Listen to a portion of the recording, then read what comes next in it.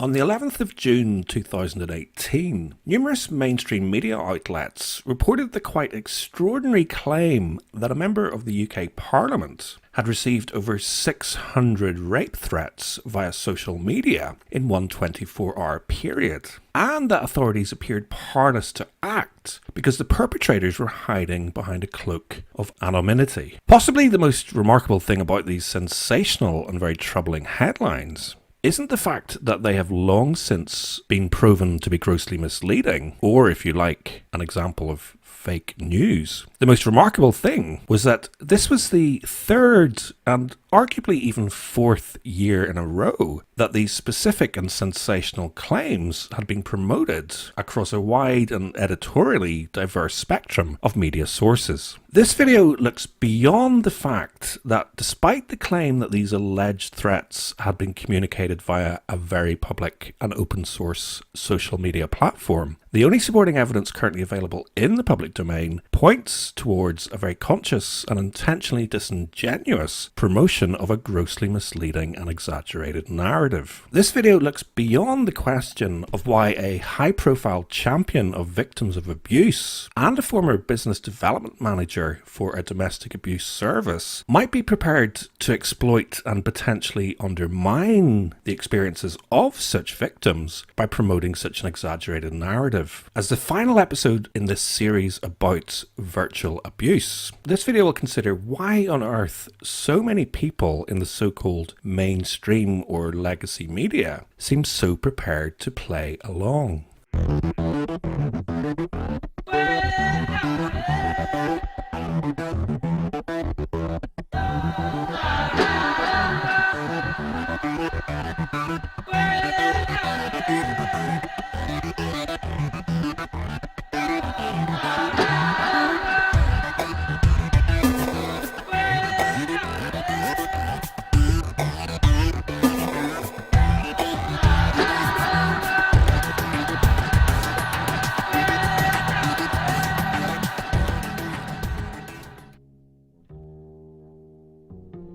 If you've watched the first video in this series, which closely examines the claims about online abuse made by and on behalf of UK MP Jess Phillips, then you may be beginning to wonder if online bullying and intimidation is really that much of a problem at all. Unfortunately, but perhaps inevitably in this modern networked age, it is of course a very genuine phenomenon which can have extremely serious and tragic consequences, especially for young, vulnerable and isolated people, which is all the more reason to question the legitimacy and purpose of some of the more dubious or disingenuous claims that have been made by public figures about this issue in recent times. Not only does this behaviour serve to exploit, undermine and even silence genuine victims of harassment, and also unnecessarily scare people, especially young women, away from social media and positions in public life, but passive-aggressive claims of victimhood can also be used to slur or shame individuals or groups and dissuade others from speaking, lest they be accused of stepping outside the closely guarded boundaries of acceptable dialogue.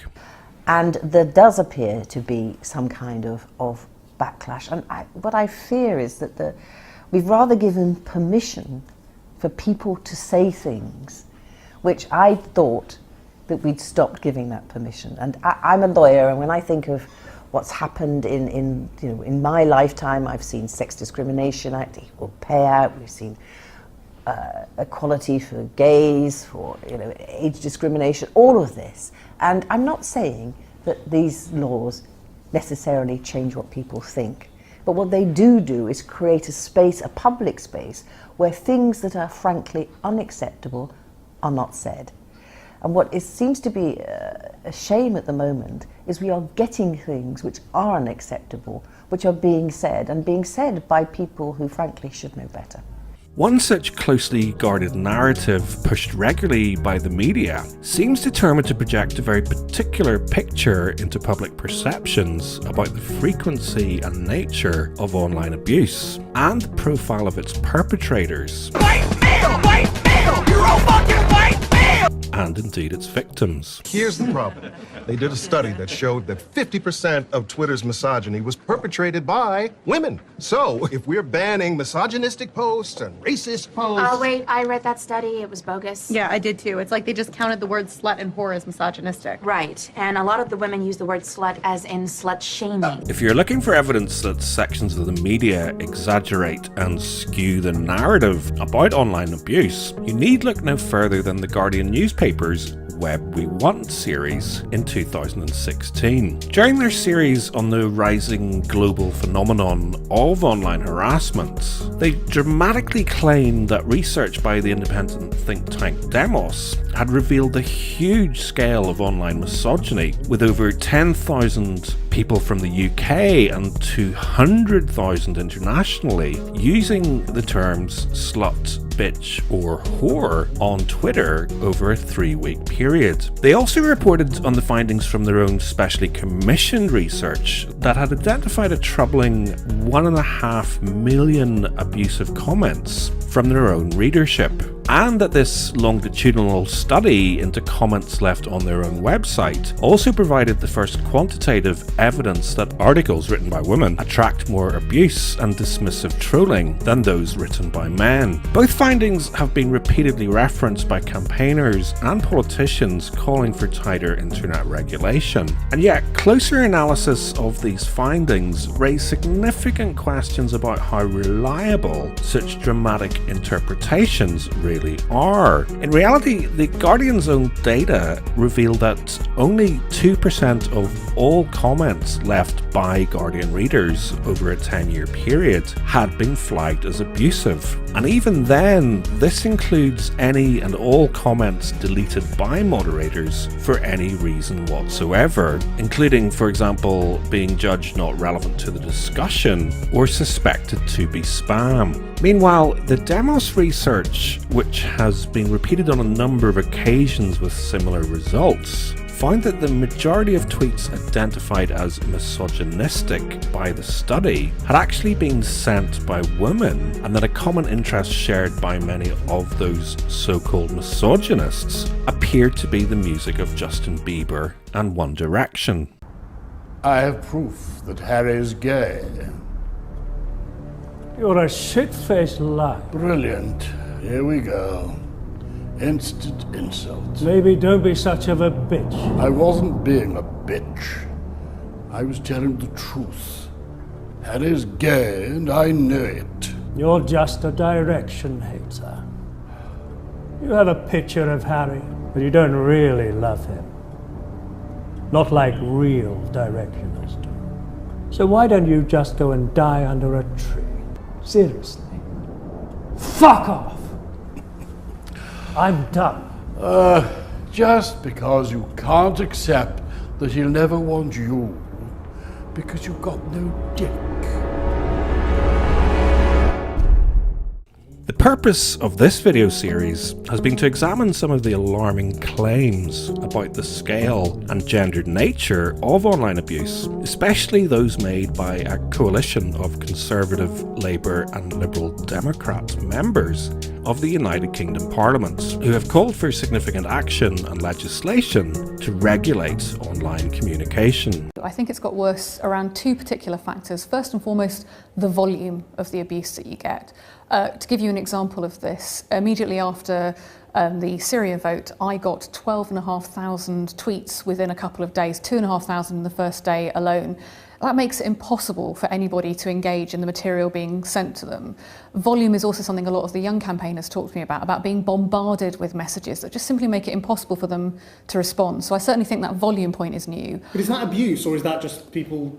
Well, some of it, no, a lot of it is abusive. Absolutely, there is some of it which is disagreement and some of it is comment. But the point that there is a conversation going on which you simply cannot respond to in of itself is a deliberate tactic. It's called doxing. We have to be clear about why it matters to have a public space where you can have debate, disagreement. That means looking at some of the technical things you could do. These things aren't impossible to do. What Yvette Cooper and I are trying to do is bring together the technology companies, the campaigners, the police to say, actually, how do we fix this so that everybody can be heard? I would personally like to see further action on getting rid of people who, from these platforms who we know. This man has a brand, him and other men's rights activists such as Nero have a brand that they use specifically for this abuse. And that brand matters to them because it makes them money. And actually, we could really hurt them by damaging their brand, by taking it off air. In previous episodes, I've examined the surprisingly muddled history of their Reclaim the Internet campaign and reviewed the available research about online abuse to highlight the misleading way this research has at times been presented. Fuck Nicki Minaj, that plastic air balloon bubble, long booty bitch, hating on Lil Kim, stealing her style, fake-ass crooked swagger-jacking hoe. In the last episode, I proposed that some high-profile champions of the feminist political ideology may be prepared to exploit, undermine, and even silence the voices of genuine victims of abuse for the relatively short-sighted and exclusive purpose of expanding their own power base, deflect criticism, and smear opponents, including proponents of an inclusive and egalitarian approach to gender equality. But even if only for a minute, one could accept that some people, especially high-paid public servants, might possibly be prepared to promote an exaggerated and exclusive narrative for their own narrow personal or political purposes. At least two crucial questions would remain. Why on earth would so many in the so-called Fourth Estate be prepared to ignore such unethical behaviour and even risk reputational damage for their medium by repeatedly promoting some of their most easily debunkable claims? And why on earth would so few people operating within the mainstream or legacy media challenge or possibly even notice such a dubious and indeed chauvinistic narrative? In this, the final episode of my virtual abuse series, I'm going to attempt to answer both of those questions and propose two very different yet connected reasons why. And to do this most effectively, I want to begin with two quotes from two relatively famous and contemporary feminists. In May 2018 in Melbourne, Australia, British comedian Robert Webb was interviewed by fellow feminist Clementine Ford about his recent memoir, How Not to Be a Boy, and his perceptions of his own masculinity and privilege, two things which he believes are inextricably linked. During the exchange, he shared his often repeated anecdotes about how, during a family discussion about the patriarchy, it's that kind of family, his then 6-year-old daughter managed to succinctly and rather eloquently describe the tide of gender conditioning her generation will spend their life wading through as the trick. The trick that makes girls get rubbish jobs and boys sad. 1 month earlier, and on the other side of the planet, another Cambridge graduate offered a similarly succinct summary of feminism during a heated debate about income inequality in 21st century Britain. Stella Creasy, a member of Parliament with a basic annual salary of £79,000 and another spokesperson for the Reclaim the Internet campaign, observed that feminism isn't about women, it's about power. It's about the power to see that 51% of our community doesn't get the same chance as the other 49% because of their gender. In doing so, Creasy acknowledged feminism's greatest contradiction. She acknowledged that feminism's purpose and its legitimacy as a power base is entirely dependent on the perennial portrayal and perception of women, above all other things, as being a collective underclass in a world governed by men. In other words, feminism is the trick that makes men bad and women victims. It's a trick that convinces powerful, affluent, and highly educated women like Creasy to perceive their lives to have more in common with a minimum wage shop worker or an unemployed single mother than they have with men and fellow feminists like Robert Webb. Feminism isn't about women, it's about power. It's about the power to see that 51% of our community doesn't get the same chance as the other 49% because of their gender.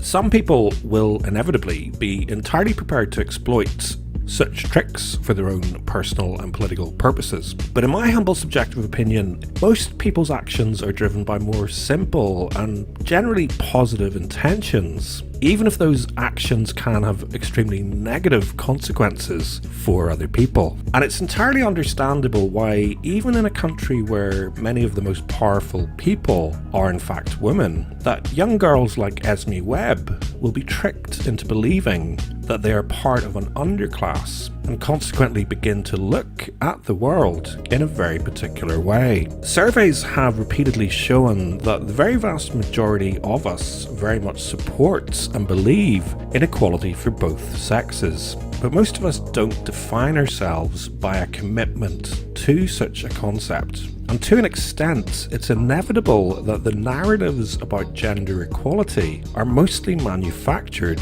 by those of us who do, particularly those employed in what has become something of a multi-million-dollar worldwide industry. What really concerns me is that you are appearing relaxed about the state of misogyny and the state of violent woman hatred on the internet. Women and girls being targeted, being bullied into silence. Does it depict a violent hatred of women in society? Yes, I think it does, and I think why haven't we ever addressed that before? What is curious about the internet, and I'm glad you asked, is that this kind of... Germaine Greer once said that women have no idea how much men hate them because men talk about women in this way in private.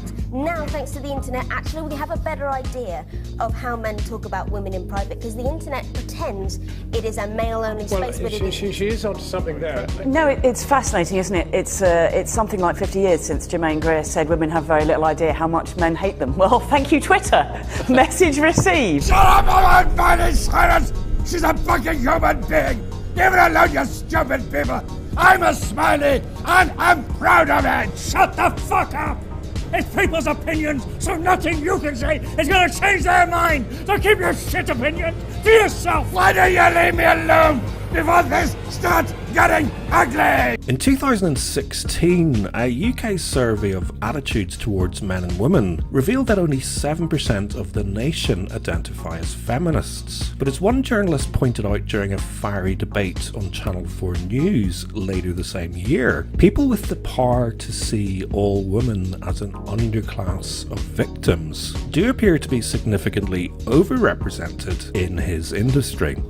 Women agree with me. I mean, 7% of British women describe themselves as feminists. Just 7. It's only journalists who are still feminists. Feminism is actually about... Feminism about equality, of course. You don't believe that. You're redefining it. Well, no, they say one thing and they behave very differently. Feminists like to say, when they're on the defensive, oh, don't you believe in equal rights? But the way they actually behave is nasty, vindictive. Do you believe in equality for women? Do you believe in equality? Any normal person does. I want women to... So you're actually a feminist then? Well, I would describe myself as a second-wave feminist, but the modern version of feminism. This ugly, sociopathic, vindictive, mean, spiteful third-wave feminism, which which is defined by misandry. Okay. Women agree with me, not with you. And such journalists are very often the ones to report on this gendered abuse narrative, and increasingly often even become part of the story, with no better example than the feminist journalist on the other side of that particular debate, Channel 4 News' Cathy Newman. Newman specifically referenced Jess Phillips's 600 rape threats in one night claim, and her allegation that Twitter had colluded with her abusers when she declared from her Daily Telegraph column that social media has been destroyed by online trolls and there's no way back, concluding that the terms of debate on Twitter and other platforms have become so devalued by abuse, it's hard to see how integrity can be restored. In her article, she observed that the social media playground does in some ways take me back to the cruel barbs and petty insults of the schoolyard, but I'm not sure ignoring the abuse is really all that viable a solution. Of course, I and countless other women could merely ignore the slings and arrows of Twitter trolls, absorbing the insults and moving on. That, however, would force us to soak up the constant barrage of online harassment, while leaving many from the Twitter head honchos down in the blissful ignorance of the scale of the problem. So I generally choose instead to retweet the poisonous messages before reporting and blocking them. I think it's important people know the reality of life online, in the hopes that together we can change it. Newman's perspective on and involvement with the gendered nature of the online abuse narrative does make an interesting case study, which helps to highlight how even seasoned and seemingly impartial journalists can be influenced by ideological influences and their own conscious or unconscious bias. Like many female journalists active on social media, there's certainly evidence that Cathy Newman has and does receive offensive and insulting comments. But in early 2018, more than a few eyebrows were raised by the timing of one particular effort to draw attention to the realities of her life online. Actions which inserted Newman directly into the headlines that followed a story that was already significantly trending online. You're saying that we should organise our societies along the lines of the lobsters. Why not? I'm just trying to work that out. I mean,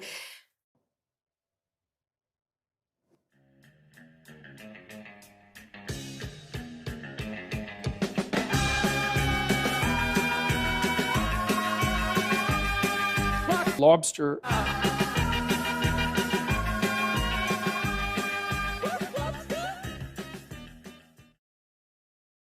Ha, gotcha. you have got me. You have got me. I'm trying to work that through in my head. Yeah. It took a while. It did, yeah. Took a while. In January 2018, Newman conducted a half-hour interview with the apparently controversial Canadian psychologist and internet sensation Jordan Peterson. Only a brief segment of the interview was broadcast on Channel 4's flagship news programme, but the fully unedited interview was subsequently uploaded to their YouTube channel and quickly became something of an internet sensation itself. To date, it has achieved over 11 million unique views and has been extremely damaging for Newman's credibility and reputation as an impartial and competent journalist. David Brooks of the New York Times described it as the most devastatingly one-sided media confrontation you will ever see, praising Peterson as the perfect antidote to the cocktail of coddling and accusation currently promoted by so many. While Connor Friedersdorf in The Atlantic observed that Newman did what a lot of people do in arguments these days. Instead of actually listening, she just distorted, simplified and restated Peterson's views to make them appear offensive and cartoonish. Peterson never says that the patriarchal system is just fine, or that he planned to put loads of hurdles in the way of women, or that women shouldn't strive for the top, or that they might as well drop out of school or play with their Barbies because achieving their goals or happiness is simply not going to be possible. But time and time again, Newman attempts to put such words directly into his mouth. I mean, are we going back to the bar case?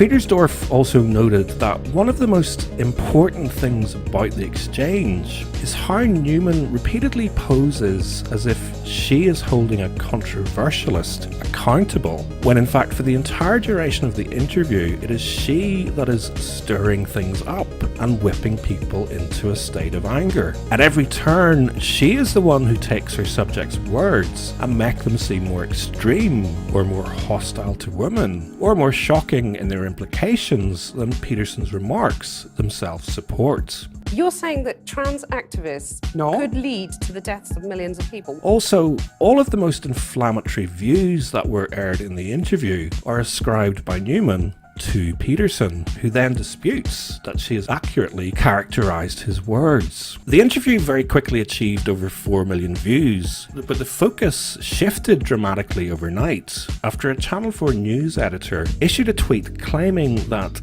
they had been forced to call in security experts after Cathy Newman had been targeted with death threats and abuse by Peterson's followers. Ben DePere, editor of Channel 4 News, described the abuse as a terrible indictment of the times we live in, and stated that our Channel 4 News on-screen journalists expect to be held to account for their journalism, but the level of vicious, misogynistic abuse, nastiness and threat to Cathy Newman is an unacceptable response to a robust and engaging debate. Newman herself did not retweet any of these apparently poisonous messages in the hope that people might have a glimpse at the reality of her life online, although she did retweet a picture taken by a Channel 4 News producer, which appeared to show her laughing as she read some of the comments left on YouTube. Peterson, meanwhile, issued a statement asking anyone making abusive comments to stop,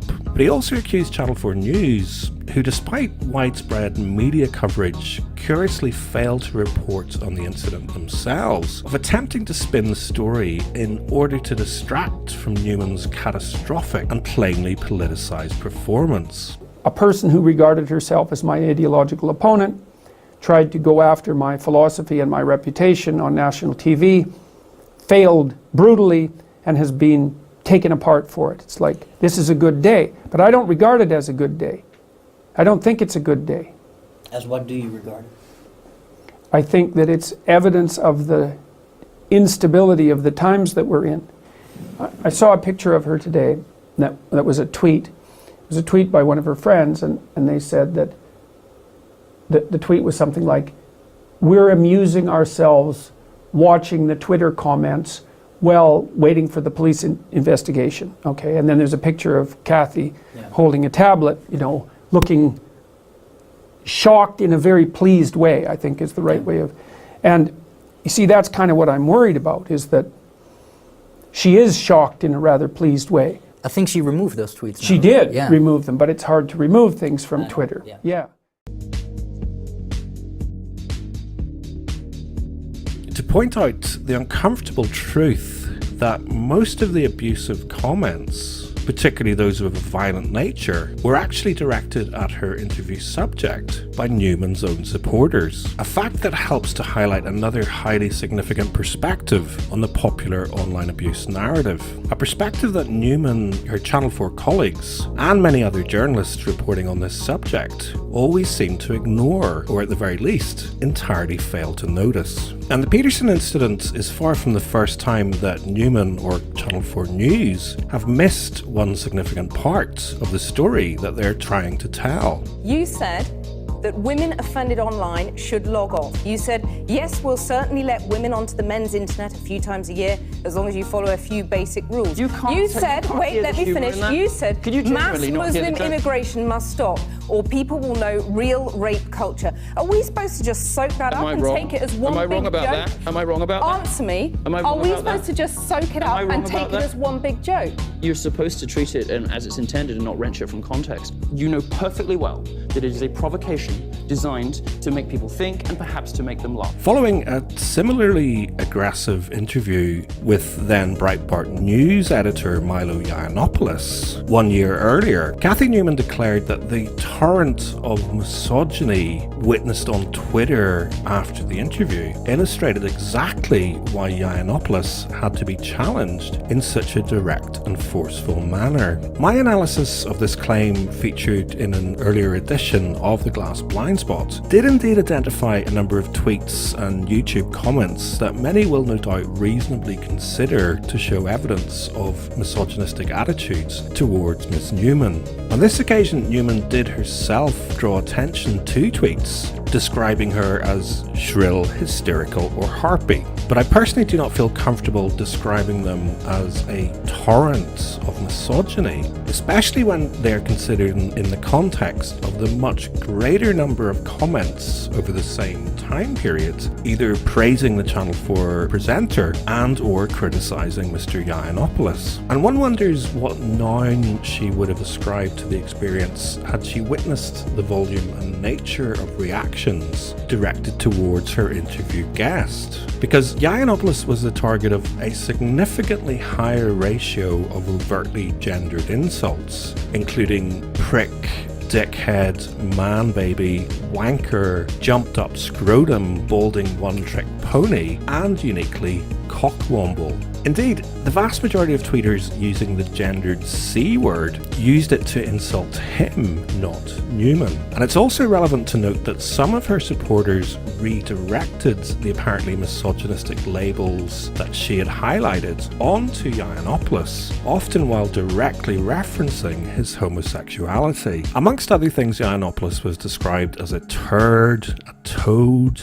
an a-hole, a fascist, a Nazi, a fuck, a human shit stain, and a total cunt weasel. Most disturbingly, however, were the amount of people who either advocated violence towards him or congratulating Newman on having the self-restraint not to simply reach over the desk and start assaulting her interview guest. Of course, presumably, or at least hopefully, most of these people would say that they didn't mean for their words to be taken literally. But then again, given the way that such incidents have been on occasion very dramatically reported, it does seem likely that the reaction would have been notably different if such sentiments had been directed towards Newman, especially when you consider that one of her former Channel 4 News colleagues even suggested that a kneecapping would be appropriate. And a sitting member of Parliament was among the advocates of giving a British journalist a good punching. Not just any member of Parliament at that, but the sponsor of the then proposed malicious communications social media bill,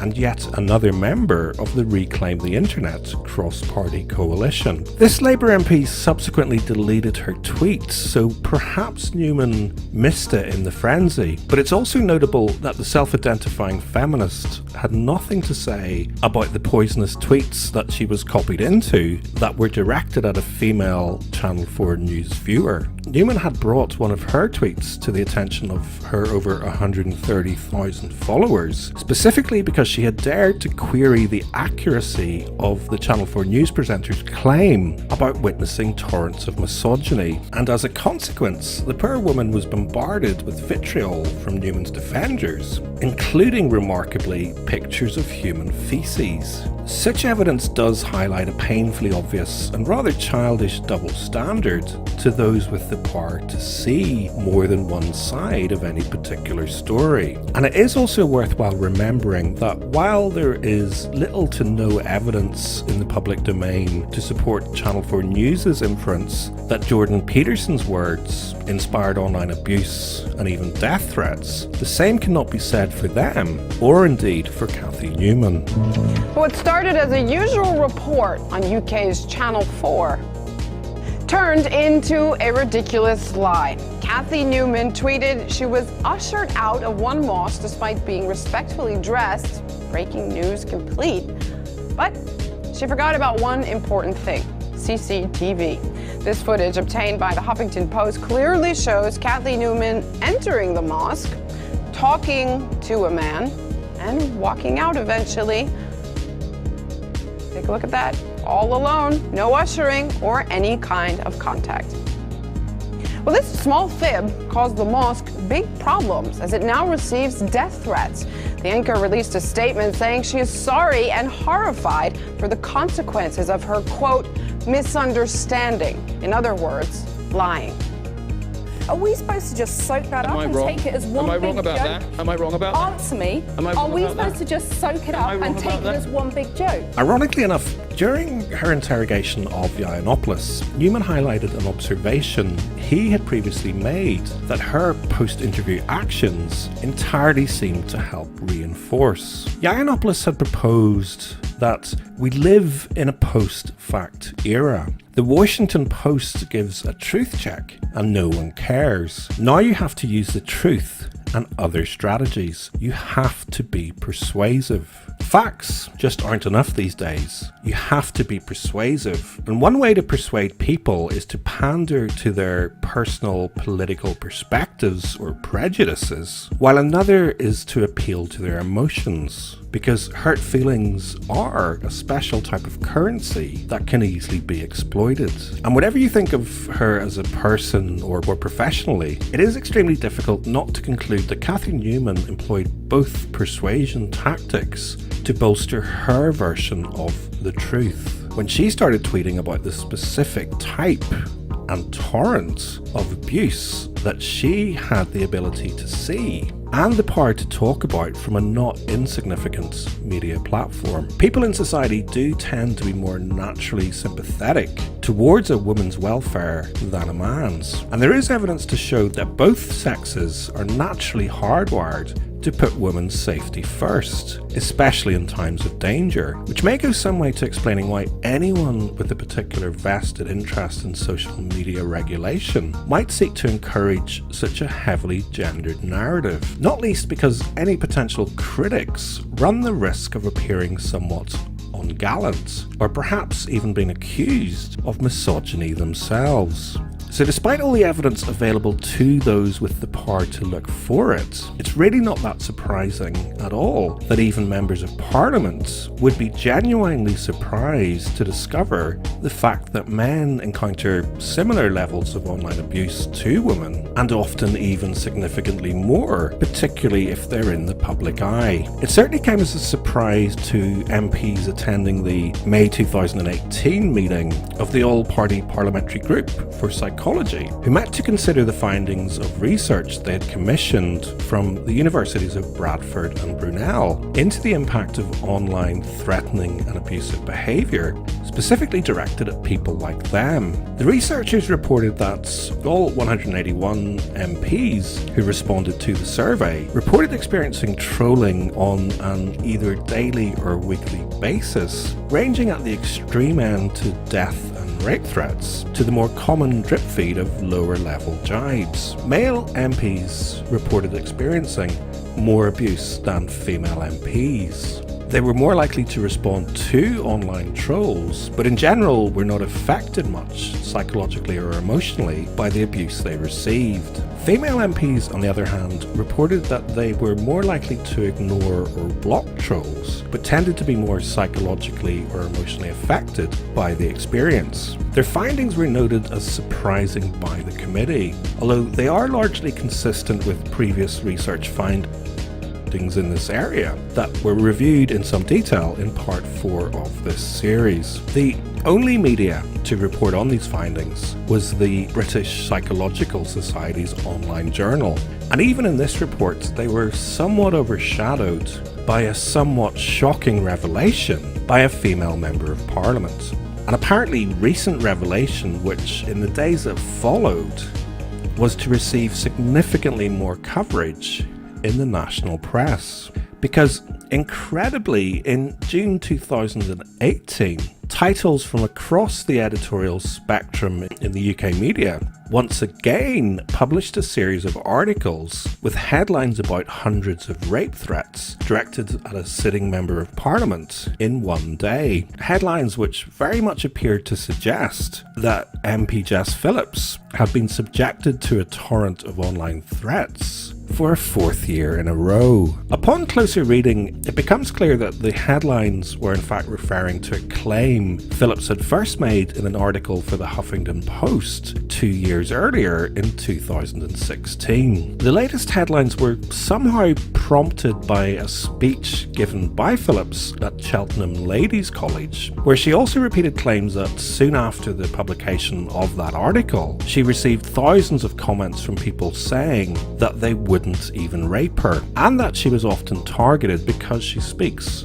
from a feminist perspective. More significantly, these unlikely headlines appeared the very day after the Conservative Security Minister Ben Wallace announced that legislation should be introduced to enforce digital IDs to end online anonymity, which in turn had quickly followed Prime Minister Theresa May's call on world leaders to put pressure on tech giants and social media providers to clamp down on vile attacks against women. Speaking at the summer G7 summit, May demanded fresh efforts to ensure that women can use the internet without fear of online threats of rape, harassment, cyberstalking and blackmail. She also specifically emphasised research findings by Amnesty International, which indicate that 1 in 5 women in the UK have suffered online abuse or harassment. That's the same research I examined in some detail in episode 4, and is based on a sample of approximately 60 women living in the UK and 0 male respondents. Of course, I will again emphasise that people, especially people in the public spotlight, do certainly experience upsetting and sometimes troubling exchanges with people online. And the fact that women do appear to on average be more psychologically or emotionally impacted by such experiences is an entirely legitimate concern to consider, not least because proportionally women are less likely to put themselves forward to participate in public life positions. But even if we allow for the possibility that some members of the Fourth Estate may see personal benefits in state intervention to gentrify online platforms, it still doesn't explain why so many sections of the press would play along with the promotion of such an alarming and yet thoroughly discredited fake news headline quite literally for a 3rd year in a row, or why so few public figures criticised them for doing it, or possibly even noticed. So in order to answer this final piece of the puzzle, let us consider one last story fronted by Cathy Newman, a story which achieved considerably fewer views on Channel 4 News' YouTube channel than her now infamous bouts with Jordan Peterson. And let us also consider the possibility that while people with power certainly have the power to see women as victims, particularly when it particularly suits them, it doesn't necessarily follow that the rights of women have any relevance to them at all, or children for that matter. In August, disparate rebel groups, including those linked to Al-Qaeda, united for the first time on the battlefield to try to break the government's stranglehold. Our report tonight shows a rebel group fighting in the Ramusa industrial area in the southwest of the city in a major offensive to seize a Syrian army base. The rebel advance came from 2 sides. One group of jihadi fighters attacked government lines from outside the city. At the same time, a coalition of rebels targeted the same army base from inside besieged Aleppo. Christian's report, filmed by Syrian cameraman Abdul Karahabak, gives a glimpse into why Syrian and Russian forces have so far been unable to retake the whole of Aleppo. In 2016, Channel 4 News editor Ben DePere commissioned work from a Syrian filmmaker who had secured safe access to move freely within the opposition-held area of the war-torn country. The resulting series of films, entitled Inside Aleppo, were given considerable prominence by Channel 4 and became influential in informing UK public opinion about the circumstances in the city at that time. As part of the series, they featured a segment following a group of moderate rebels comprised of ordinary Syrian farmers and workers who had taken up arms to fight back against the forces of Bashar al-Assad.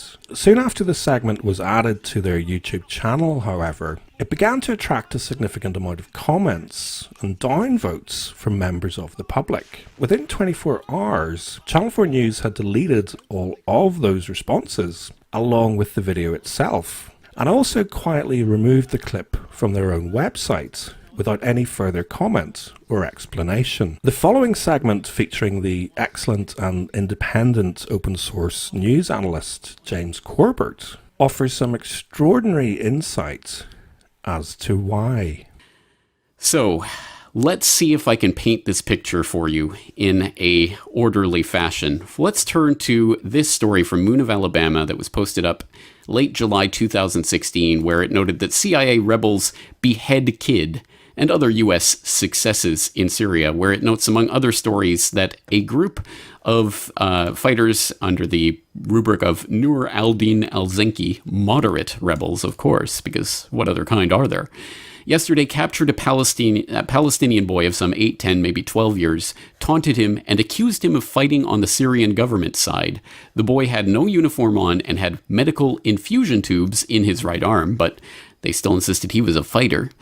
The CIA supported moderate rebels, then behead the boy with a knife right on the back of that red pickup truck. And for those who are really interested, or for those who really need proof of it, there are not only photos and videos of the child alive, but also video of the beheading itself. This boy was decapitated with a knife.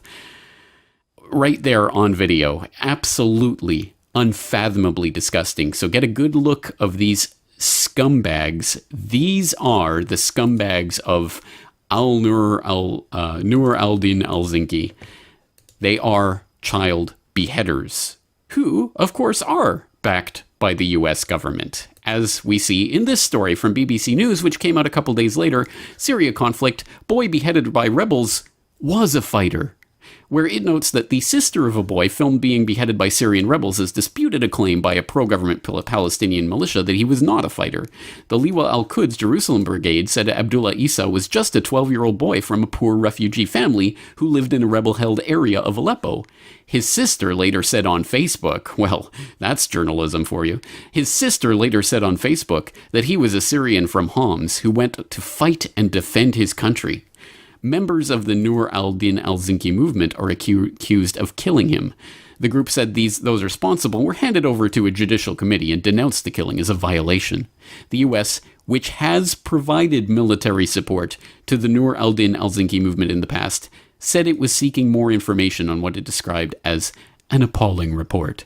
Here, you literally have the BBC taking this story of this child beheading and basically justifying it. Oh, well, he was a fighter. This 12-year-old boy was a fighter. Clearly, someone who was going to do dangerous damage to these brave and valiant US-supported terrorists, right?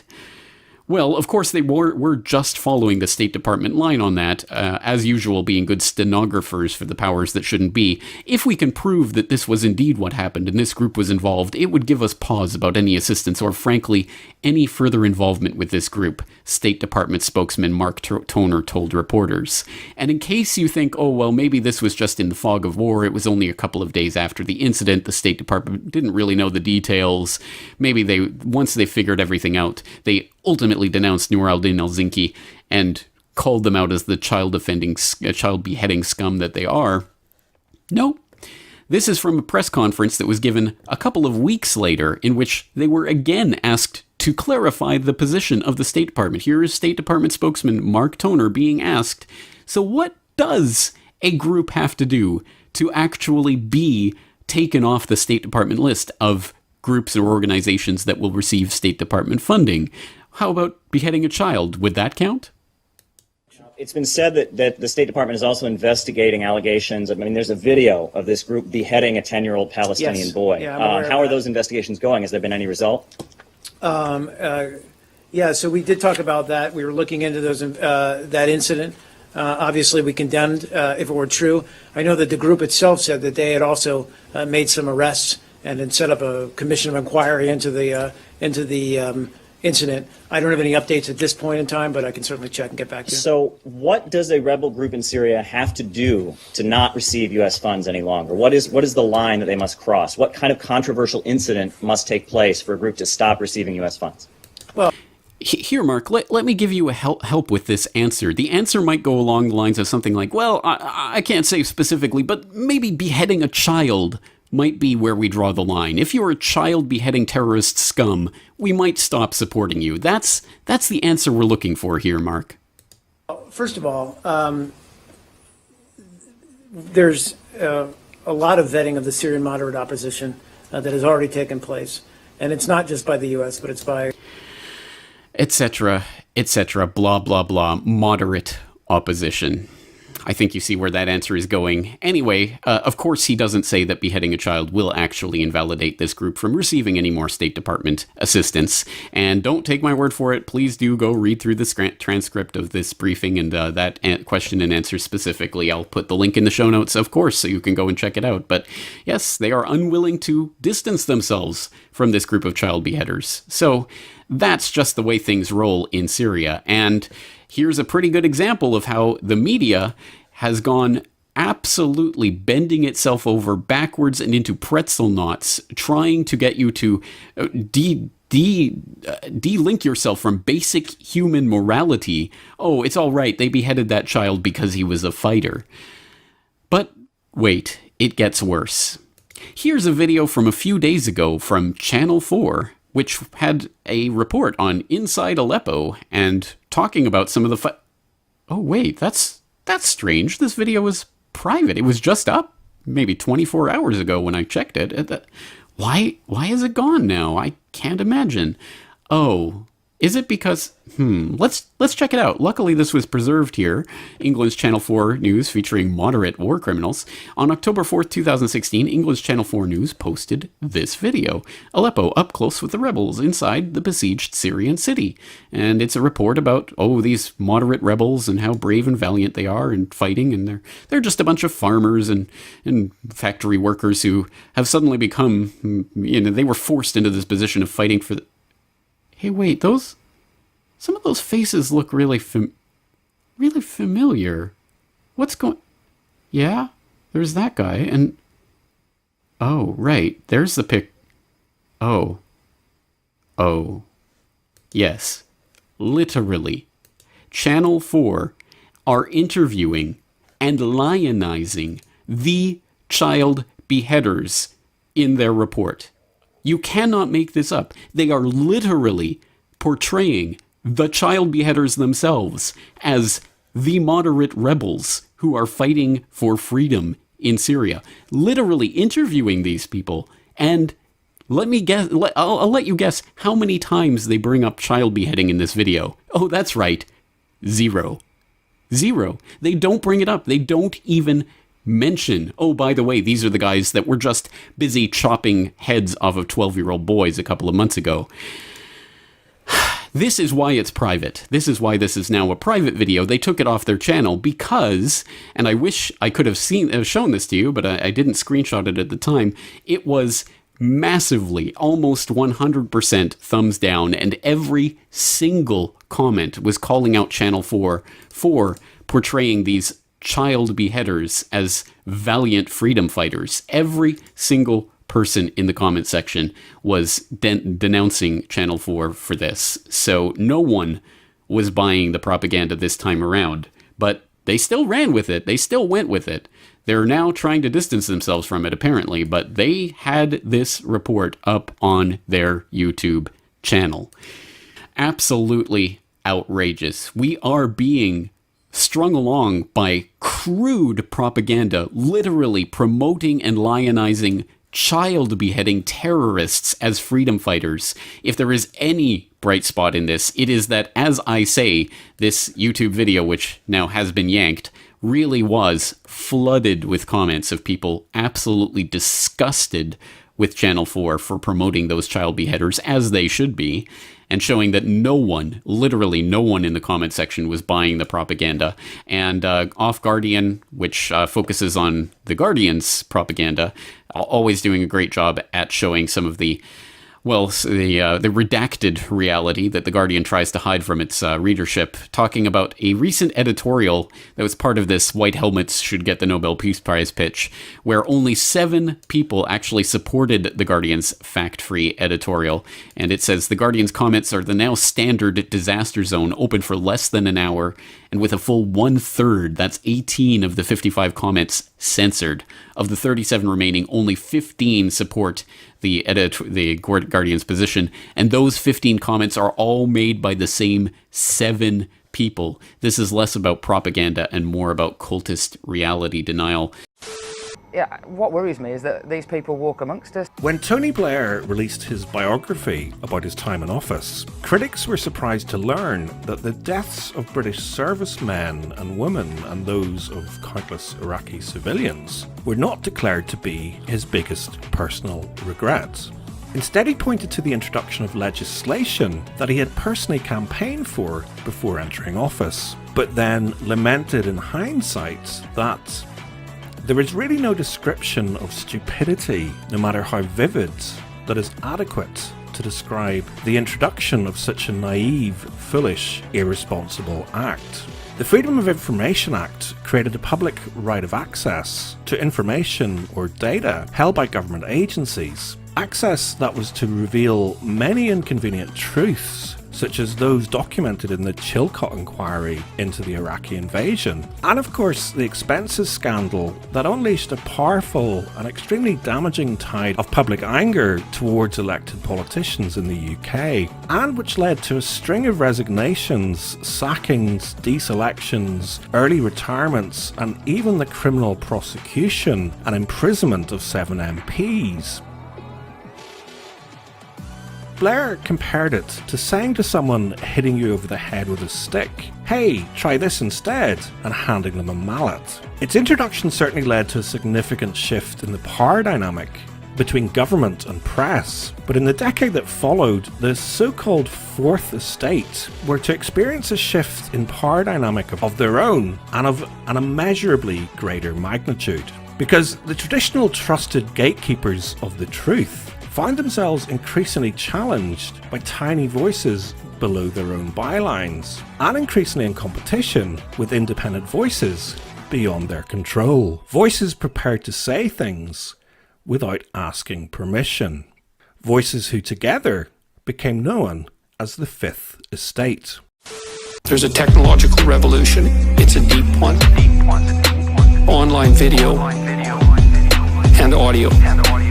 Immediately accessible to everyone, all over the world. It's turned the spoken word into a tool that has the same reach as the printed word. So it's a Gutenberg revolution in the domain of video and audio.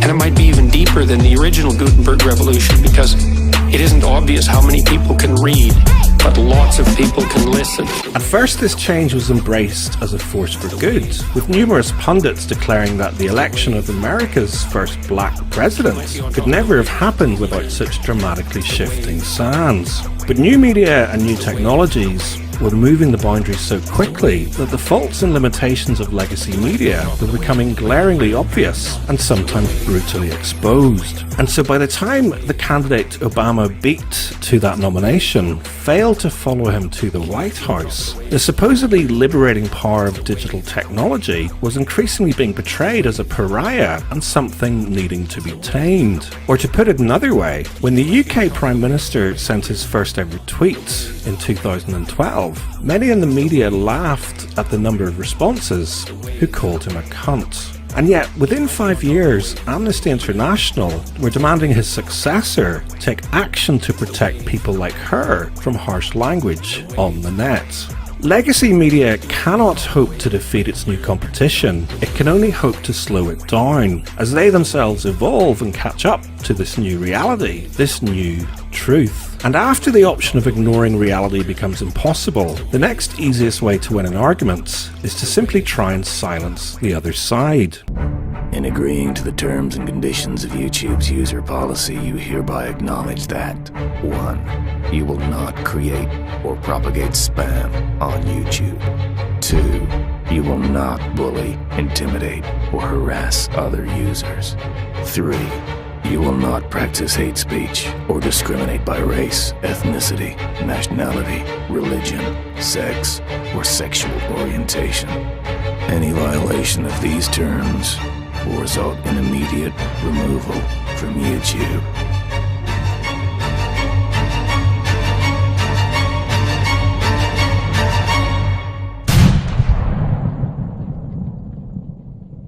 It's a persuasive and increasingly popular strategy, which is one self-identifying misandrist recently discovered can't only be used against cis white men. Powerful people inevitably try to hold on to power by any means necessary, and pushing and exploiting divisive narratives about identity politics is one of the more obvious options available to them. And no matter how thin you slice the dividing line between Robert Webb's privilege and Stella Creasy's victimhood, they are in reality two sides of the same trick that maintains humanity's most ancient of fault lines, which, as anyone interested in power will know, is the oldest trick in the book. I mean, I've had a lot of experience listening to people. tens of thousands of hours of experience listening to people because I'm a clinical psychologist and I've had an extensive practice and I've dealt with every sort of person you could possibly imagine and a very large number of people that you couldn't imagine no matter how long you tried. So I was watching her after the first minute like a clinician instead of like an interviewer. And I was really paying attention to what she was doing. And I truly don't believe that anything she said in that entire interview was true on its own. There was virtually nothing she said in that interview that was actually coming from her, like a deep part of her, the soul of her. All persona. It was all persona. It was all persona, and all use of words in a expedient manner as tools to obtain, I think, probably status, dominant status, and reputation. Yeah. What my impression of the response to her interview is that virtually everyone watching it online, and I'm judging this response by the number of likes to dislikes and the comments, which are running about 80 to 1 against her, which is like 50 to 1 against you is not good. Yeah. Like 80 to 1 against you is really, really not good. Yeah. There's something wrong. And so, and these aren't trolls. These aren't my army of trolls. These 3 million people who've watched the video, or it's more than that actually, that's all sorts of people everywhere. Yeah. And they're not happy with the way the interview went. When you receive overwhelming public criticism like that, the right response should be not glee at stirring up the hornet's nest, but careful reanalysis of what you did. That's hard. It's not as hard as the alternative, because if you're riding high and there's a correction coming and you keep forestalling it, the correction will get larger and larger and larger and larger, and finally, when it comes, you will not be able to tolerate it. And that's the situation I believe that she's in. The correction is coming.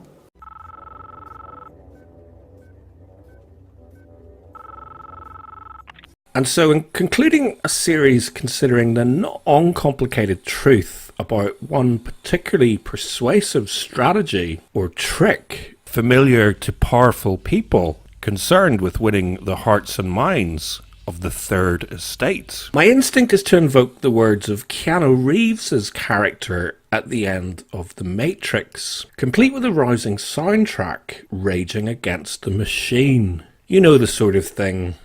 They know we're out there, and we know that they're afraid. They're afraid of us, and they are afraid of change. I don't know the future, and I can't tell you how this is going to end. Where we go from here is a choice. Nah, on second thoughts, that's a pretty naff way to end such a serious subject. Not to mention a little bit divisive. A little too much us and them.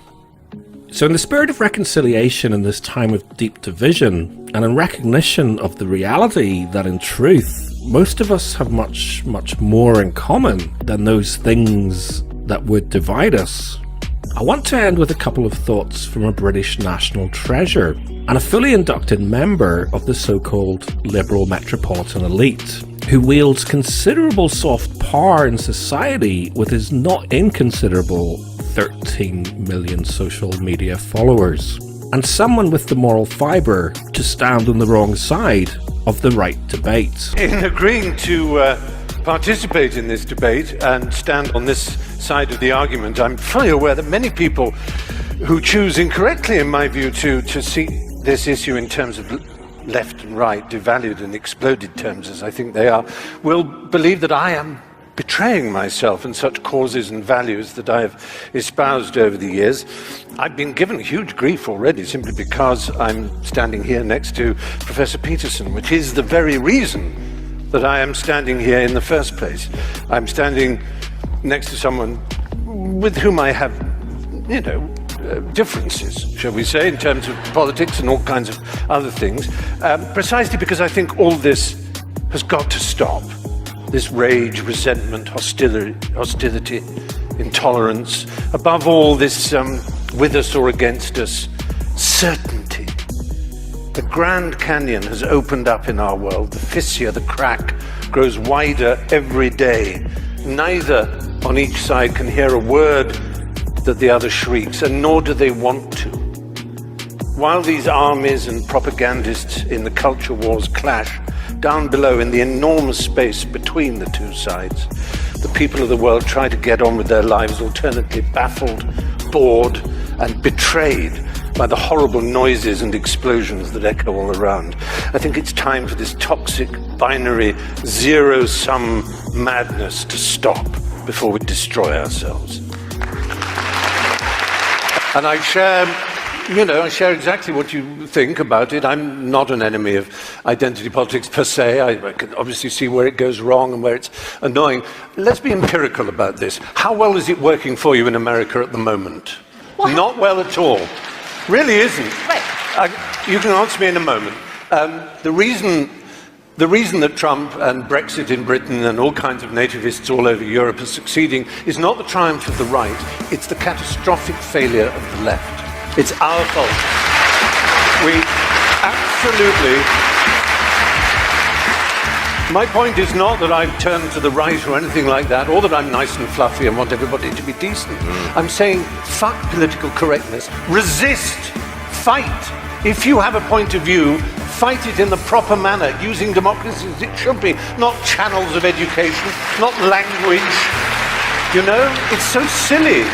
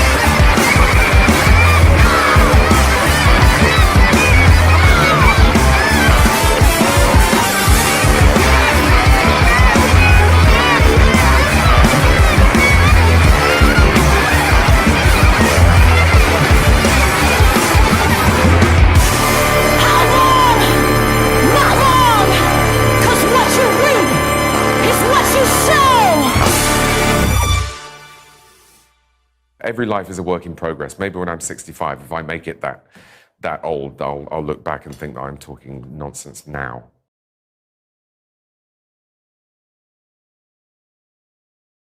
Can't you see it too?